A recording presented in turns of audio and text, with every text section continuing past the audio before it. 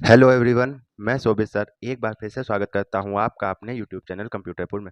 तो जैसा कि आपको पता था, हम लोग अपने यूपी ट्रिपल एस सी पेट के लिए हिंदी पढ़ रहे थे और इसमें हम लोगों ने विलोम सब टॉपिक को कंप्लीट कर लिया था। ये हम लोगों का सेकंड टॉपिक चल रहा था, मुहावरे, जिनको हम लोग ईडियम्स के नाम से जानते हैं। और इसमें हम लोगों ने अंग संबंधी मुहावरे और अन्य मुहावरे भी कंप्लीट कर लिया था। हम लोगों ने अप्रॉक्सीमेटली 150 प्लस मुहावरे देख लिए हैं अब तक। कितने 150 से ज़्यादा मुहावरे देख लिए हैं, जो कि आपकी परीक्षा की दृष्टि से बहुत महत्वपूर्ण है। और आप सभी की जानकारी के लिए बता दूं कि सब चीज़ों का आपको पीडीएफ टेलीग्राम पे मिल जाएगा, चाहे वो विलोम शब्द का हो, चाहे अंग संबंधी मुहावरे का।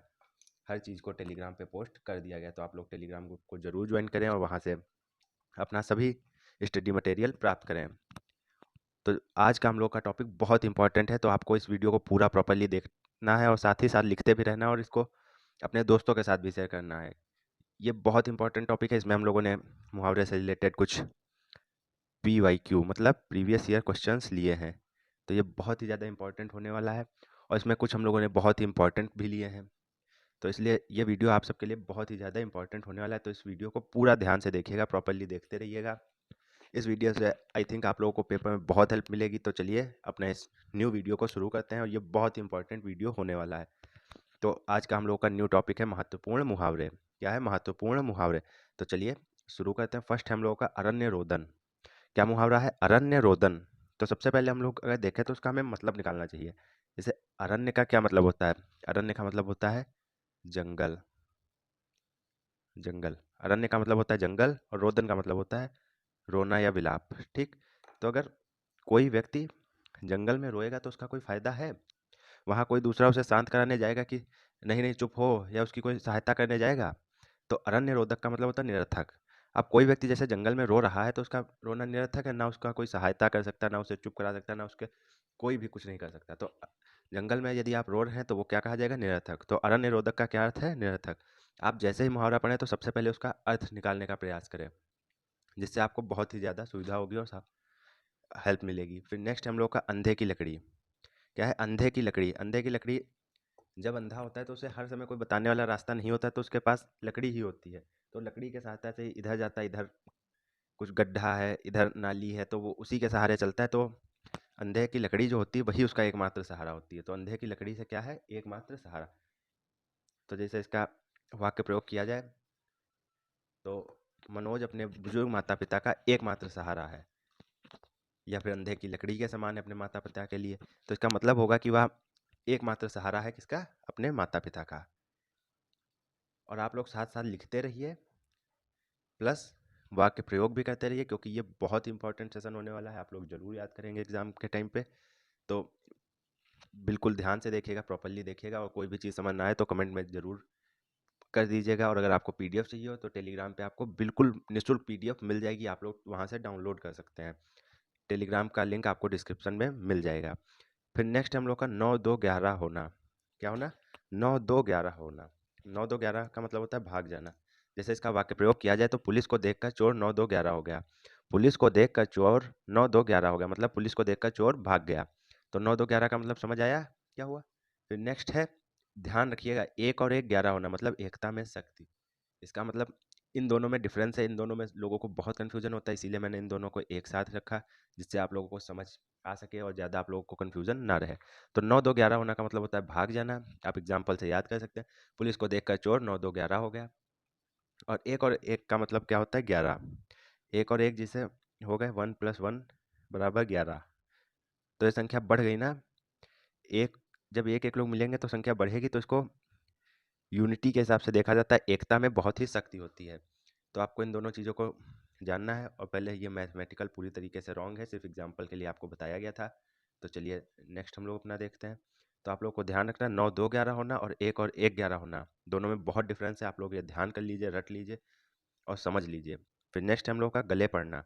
गले पड़ना का मतलब होता है पीछे पड़ना। जैसे तुम तो मेरे गले ही पड़ गए हो, मतलब मेरे पीछे पड़ गए हो। तो गले पड़ना का क्या मतलब होता है? पीछे पड़ना। ठीक, गले पड़ने का क्या मतलब है? पीछे पड़ना। तो आप सभी लोग देख सकते हैं, गले पड़ने का मतलब पीछे पड़ना। फिर नेक्स्ट है, घर में नहीं दो दाने बुढ़िया चली भुनाने। घर में नहीं दो दाने बुढ़िया चली भुनाने, इसका क्या होता है? व्यर्थ का दिखावा करना। आपके घर में खाने को नहीं है, परंतु आप फिजूल खर्ची कर रहे हैं, दिखावा कर रहे हैं कि हम दुनिया को दिखा रहे हैं मेरे पास ये है वो है। तो इसी से रिलेटेड है ये। अधिकतर गांवों में प्रयोग की जाती है ये मुहावरा प्रयोग किया जाता है। तो इसका क्या मतलब है? व्यर्थ का दिखावा करना। और व्यर्थ का दिखावा एक हिसाब से करना भी नहीं चाहिए हम लोगों को। जो सच्चाई है वो लोगों को पता ही रहती है। घर में नहीं दो दाने, बुढ़िया चली भुनाने, व्यर्थ का दिखावा करना। ठीक। अंगार सिर पर धर लेना, मतलब कठिन विपत्ति सहना। कई व्यक्ति अपने जीवन में अंगार सिर पर रखकर जीते हैं। मतलब बहुत कठिन विपत्ति में जीते हैं, कठिन समस्याओं में जीते हैं। जैसे किसी व्यक्ति के ऊपर बहुत कठिन कोई सिचुएशन आ गई, बहुत कठिन विपत्ति आ गई, तो उसके लिए हम लोग यूज करते हैं अंगार सिर पर धर लेना। तो इसका क्या मतलब है? कठिन विपत्ति सहना। फिर नेक्स्ट है खरी मजूरी चोखा काम। खरी मंजूरी चोखा काम। खरी मतलब पूरी, मंजूरी गांव में कहा जाता है जिसको हम लोग, ये तत्सम तद्भव से रिलेटेड है। मंजूरी शुद्ध शब्द नहीं है जिसको हम लोग मजदूरी में कहते हैं। तो खरी मजदूरी, जब पूरी मजदूरी दिया जाएगा तो चोखा। चोखा ये आई थिंक आप लोगों ने सुना भी होगा। चोखा मीन्स अच्छा कहा जाता है। ये शायद से राजस्थानी या कोई शब्द है जिसका मतलब होता है अच्छा। चोखा मतलब होता है अच्छा। तो जब पूरी मजदूरी दिया जाएगा तो अच्छा काम होएगा ही। तो इसका यही मतलब है खरी मजदूरी चोखा काम का, पूरी मजदूरी पर अच्छा काम। तो आप लोग समझ सकते हैं क्या बोलते हैं। फिर नेक्स्ट है अंधे को दीपक दिखाना। मैंने आपसे पहले स्टार्टिंग में ही आपसे कहा था कि आप लोगों को समझ के चलना है, कोई चीज़ रटनी नहीं है आपको। सबसे पहले उसे अपने शब्दों में डिवाइड करना है और आपको समझना है कि वो कहना क्या चाह रहा है। अब आप ही लोग समझिए, आप अपने को इस जगह रखिए कि कोई एक अंधा व्यक्ति है, कोई एक क्या है? अंधा व्यक्ति। और आप उसे दीपक दिखाएंगे तो उस पर कोई फर्क पड़ेगा क्या? उसे दिखाई देगा या उसका कोई प्रभाव पड़ेगा? आप उसके सामने दीपक लेके खड़े होंगे, आप उसे दिखाएंगे, आप उसकी आरती उतारेंगे, उसको कोई भी प्रभाव नहीं पड़ेगा। तो अंधे को दीपक दिखाना बिल्कुल व्यर्थ है। तो इसका क्या है? नासमझ को उपदेश देना। जब वह व्यक्ति नासमझ है तो हम लोगों का उपदेश देना पूर्णतः व्यर्थ हो जाता है। फिर नेक्स्ट है हम लोगों का अंडे का शहजादा। यह बहुत ही मोस्ट इंपॉर्टेंट है। आप सभी लोग देख लीजिए, अंडे का शहजादा, जिसका मतलब होता है अनुभवहीन व्यक्ति। अनुभवहीन का मतलब जिसके पास अनुभव ना हो, एक्सपीरियंस ना हो। तो अंडे का शहजादा कहा जाता है अनुभवहीन व्यक्ति को। फिर नेक्स्ट है हम लोगों का पान पनही खिलाना। पान पनही खिलाना जिसका मतलब होता है आदर और निरादर करना। क्या होता है? आदर और निरादर करना। फिर नेक्स्ट है आंसू पीकर रह जाना। ये हम लोग पहले के वीडियो में देख भी चुके हैं, जिसका मतलब क्या होता है? चुपचाप दुख को सह लेना। जैसे आंसू पीकर रह जाना मतलब चुपचाप अपना दुख सह लेना, किसी से कहना नहीं। चुपचाप दुख सह लेने का हम लोग क्या कहते हैं? आंसू पीकर रह जाना। फिर नेक्स्ट आंखों में धूल झोंकना। क्या है? आंखों में धूल झोंकना मतलब इसका क्या होता है? पता होगा आप सभी को, धोखा देना। क्या है? धोखा देना। आप अपने माता पिता की आंखों में धूल नहीं झोंक सकते, मतलब आप अपने माता पिता को धोखा नहीं दे सकते। तो आप लोगों को मैं एक एक एग्जाम्पल बता भी देता हूँ, जिससे आप लोग साथ ही साथ वाक्य प्रयोग करते चले, क्योंकि यदि आप उसका वाक्य प्रयोग कर लेते हैं तो वह चीज़ आपको हमेशा के लिए कंठस्थ हो जाती है। क्योंकि जिस चीज़ को आप प्रैक्टिस करते हैं तो उतनी ही अच्छी रहती है। आप लोगों ने सुना होगा practice makes man perfect. Practice make man perfect, मतलब अभ्यास से ही परफेक्ट बनता है। तो आप अभ्यास बहुत करना है, जब करेंगे उतना ही आप सबका एग्जाम। और बाकी तैयारी तो आप लोग हमारे साथ कर ही रहे हैं। तो आंखों में धूल झोंकना का मतलब है धोखा देना। आप अपने आपको धोखा नहीं दे सकते, आप अपनी आंखों में धूल नहीं झोंक सकते। तो इसलिए आपको मेहनत करके पढ़ाई करनी ही पड़ेगी। आठ आठ आंसू रोना। क्या है नेक्स्ट? आठ आठ आंसू रोना मतलब बुरी तरह पछताना। जैसे शिवम ने अपनी नौकरी छोड़ी, फिर वह आठ आठ आंसू रोया। शिवम ने अपनी नौकरी छोड़ी, फिर वह आठ आठ आंसू रोया मतलब वह बुरी तरह पछताया, और बहुत बुरी तरह पछताया। तो मतलब आठ आठ आंसू रोना का मतलब होता है बुरी तरह पछताना। फिर नेक्स्ट है आगे कुआं पीछे खाई। यह तो आप लोगों ने जरूर ही सुना होगा। मतलब दोनों ओर मुसीबत है। जब एक तरफ कुआं एक तरफ खाई तो बीच वाला कहाँ जाएगा? तो उसके लिए सब तरफ से तो रास्ता बंद है। यहीं से यहाँ एक व्यक्ति है, इधर कुआं इधर खाई और बीच में सब बंद है रास्ता, समझ लीजिए। तो वह क्या जाएगा? तो वह तो उसके लिए मुसीबत हुई एक तरह की। तो आगे कुआं पीछे खाई का मतलब क्या होता है? दोनों ओर मुसीबत। फिर नेक्स्ट हम लोग को देखना है काले तिल चबाना, मतलब पराधीन होना, किसी के सामने घुटने टेक देना या उसके सामने हार मान लेना। क्या होता है? पराधीन होना। काले तिल चबाना का क्या मतलब है? पराधीन होना। फिर नेक्स्ट है सुदामा के तंदुल। क्या है? सुदामा के तंदुल। इसका कई लोग अर्थ निकालते हैं कि गरीब परंतु प्रेम पूर्वक भेंट। बहुत तरह के निकालते हैं, परंतु अध्ययन करने के बाद इसका यही अर्थ निकलता है, सामान्य परंतु प्रेम पूर्वक भेंट। कई लोग कहते हैं गरीब व्यक्ति या कुछ भी, बहुत इसके ऊपर विवाद है, परंतु अधिकतर आप लोगों को यही देखने को मिलेगा, सामान्य परंतु प्रेम पूर्वक भेंट। क्योंकि आप लोगों को याद होगा, जब सुदामा श्री कृष्ण से मिलने गए थे तो आप क्या ले गए थे? सिर्फ और सिर्फ एक मुट्ठी चावल लेके गए थे, और परंतु उनकी भेंट कितनी बढ़िया हुई थी। श्री कृष्ण ने स्वयं उनके चरण धुले थे, उनको समस्त वैभव दान किया था। तो थे तो वे सामान्य व्यक्ति ही, परंतु कितनी प्रेम पूर्वक उनकी भेंट हुई। तो उसी पर से ये बन गई हम लोगों का मुहावरा, एक तरह से सुदामा के तंदुल। आप सामान्य हैं परंतु प्रेम पूर्वक भेंट करिए, आपका हर कोई काम हो जाएगा, चाहे वह राजा ही क्यों ना हो या फिर स्वयं वो ईश्वर ही क्यों ना हो। तो ये सुदामा से हम लोग को सीख लेनी चाहिए। तो सुदामा के तंतुल का क्या अर्थ है? सामान्य परंतु प्रेम पूर्वक भेंट। फिर नेक्स्ट है हम लोग का सब्ज बाग दिखाना, मतलब अच्छी बातें कहकर बहकाना। सब्ज बाग दिखाना का मतलब होता है अच्छी बातें कहकर बहकाना। जैसे कुछ लोग होते हैं तो वो आपको अच्छी बातें, चलिए कोचिंग छोड़ते आज हम लोग यहाँ चलेंगे, आज पिक्चर देखें, टहलने चलेंगे, आज यहाँ वहाँ भर का आप लोगों को बताएं, मतलब अच्छी बातें कहकर आपको बताते हैं। फिर जब आप बैठते हैं तो कहते हैं कि मैंने नहीं कहा था, तुम अपनी मर्जी से, मैं जबरदस्ती नहीं ले गया था, संगत से कोई खराब होता। अच्छी बातें कहकर लोग आपको बहकाते हैं, तो वहाँ पे सब्ज बाग दिखाना प्रयोग किया जाता है हम लोगों का मुहावरा। फिर नेक्स्ट है हम लोगों का खून सफ़ेद हो जाना। क्या है? खून सफ़ेद हो जाना, जिसका क्या अर्थ होता है? दया ना रह जाना। क्या रह जाना? अच्छा, इससे पहले हम लोग खून पे चर्चा कर चुके हैं, खून से रिलेटेड मुहावरे देखे हैं। तो आप लोगों को बताना है खून सूख जाना, इसका आप लोगों को अर्थ बताना है और याद करके कमेंट में ज़रूर करना है। यदि आप वीडियो पूरा देखें तो आपको इसको कमेंट में ज़रूर करना। मैंने इसको बताया भी है, अगर आपको ना ध्यान हो तो आप लोग प्रीवियस वीडियो जाके देख सकते हैं और इसका अर्थ ज़रूर बताइएगा। और अगर आप लोगों को पीडीएफ चाहिए हो तो आप टेलीग्राम में बिल्कुल निःशुल्क जुड़ सकते हैं, आप लोगों को निःशुल्क पीडीएफ मिल जाएगी। फिर है नेक्स्ट खून सफ़ेद हो जाना है, जिसका क्या है मतलब? दया ना रह जाना। फिर नेक्स्ट है चोर के पैर नहीं होते। क्या है? चोर के पैर नहीं होते, मतलब पापी का मन अस्थिर होता है। जो व्यक्ति पापी होता है उसका मन बहुत ही अधिक चंचल होता है, वह स्थिर नहीं रहता है, मतलब स्टेबल नहीं रहता है, अनस्टेबल रहता है, मतलब अस्थिर रहता है। तो पापी का मन क्या होता है? अस्थिर होता है। फिर नेक्स्ट है बुलबुला होना। क्या है? पानी का बुलबुला होना। मैंने आपसे पहले ही कहा था कि आप लोगों को सबसे पहले जो भी बताया जाए उसका अर्थ निकालने का कोशिश करिए। पानी का बुलबुला जो होता है वह कितनी देर रहता है? Just for second, little bit समय के लिए, बहुत ही अल्प समय के लिए।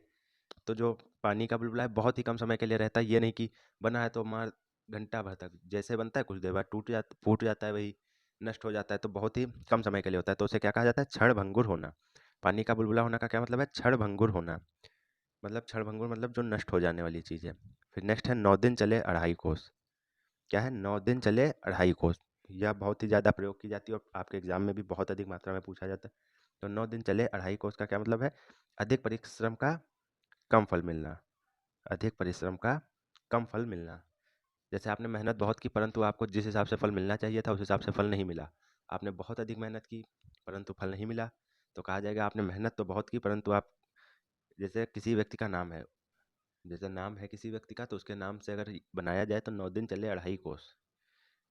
जैसे क्या नाम है उस व्यक्ति का? नाम है राहुल। राहुल ने मेहनत तो बहुत की परंतु उसके साथ यही हाल हुआ कि 9 दिन चले अढ़ाई कोस, मतलब उसने अधिक परिश्रम तो बहुत किया परंतु फल बहुत ही कम मात्रा में मिला।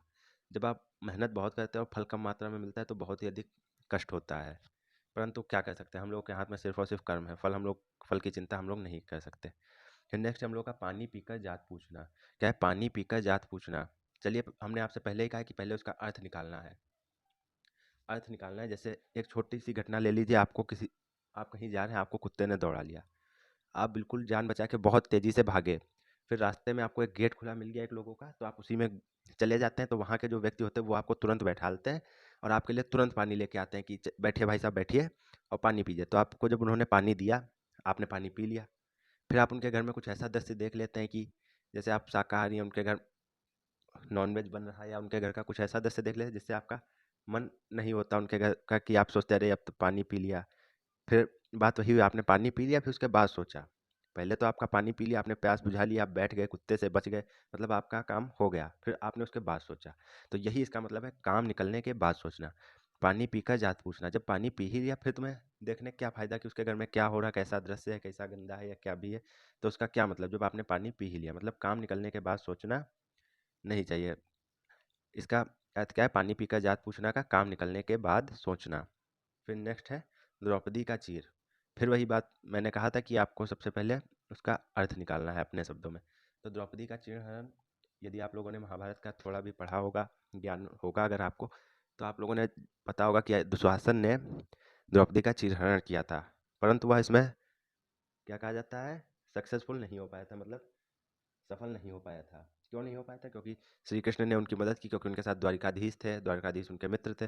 तो ऐसा नहीं, इसका क्या मतलब है, द्रौपदी का चीर, क्या दुशासन द्रौपदी का चीरहरण करने में सफल हुआ था, हाँ या नहीं? नहीं हुआ था, क्योंकि उनकी साड़ी कभी खत्म ही नहीं हो रही थी, वो बिल्कुल अनंत हो गई थी, वो खींचते जा रहा था, वह बढ़ती जा रही थी, बढ़ती जा रही थी, बढ़ती जा रही थी।